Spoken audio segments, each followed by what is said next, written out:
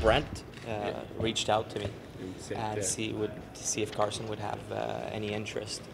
So I thought it was really cool. And the one thing that I wanted to make sure with Carson is that I had nothing to do with it. Right. I'm not the one that asked. I'm not the one that went to Chuck or Brent asking them about it. I made it clear with Carson that was out of the blue. I didn't see it coming. I didn't even expect it. It was pretty cool for me too, but I'm sure for him it's very special because he grew up here. He grew up with the Flyers. He grew up, coming before games to the wife's room, doing his homework, being, in the warm-up on the glass, and then after games being in the dressing room. So, growing up with the Flyers, for him, I'm sure it's a special time this week. One of the things that he talked about was that at one point your shadow was big enough where he was like, I don't know if I want to do the hockey thing.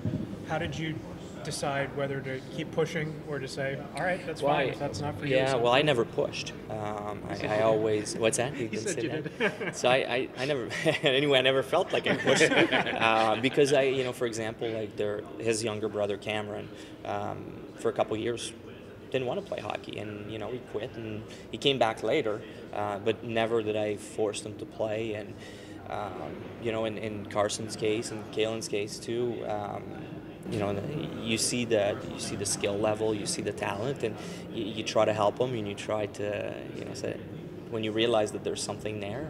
It made me sad when Cameron quit, but at the same time, I didn't want to push. I didn't want to be the dad that was going to force them to play. So try to give them their space. I think the only time where I pushed Carson a little bit is a few years ago when he was cut from the Rebels here in the junior team in town. He wanted to quit hockey, and he did. He quit. I gave him about a couple weeks to think about it, and he wanted to come back and play with his friends. And that's the only time where I stepped in and said, no, if you want to play hockey, you're good enough to play junior hockey in the NAHL, and we'll find you a place to play. And he agreed to that, and from that point on, that's when kind of things kicked off for him, and the confidence built. And his coach in Johnstown the last couple of years, Mike Letizia, has done an amazing job with him and the whole team that was there.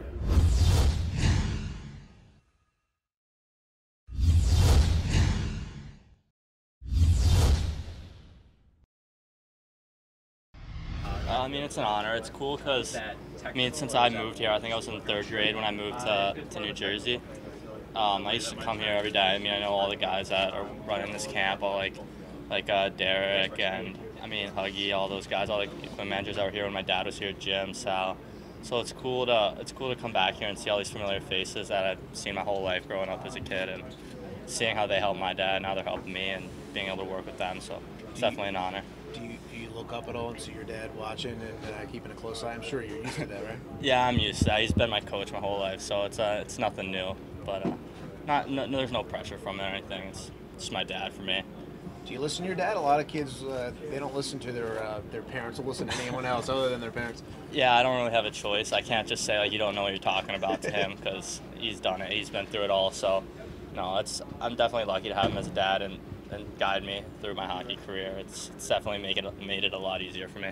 You have his goal celebration, right? I remember that from high school? Yeah, I do it a little bit sometimes. Depends on the goal. I don't do it all the time, but if it's a close game, sometimes throw a fist bump in there. Yeah, what being on the ice with the prospects and knowing kind of like where you need to be, like what do you think you need to do to have a legitimate shot at all of this one day? I'm just trying to get better. I'm taking a day at a time. I don't think there's any pressure. If I don't make it, I don't make it. If I do, I do. I'm just trying to have some fun and get better at hockey and have it translate to college, and we'll see what happens from there.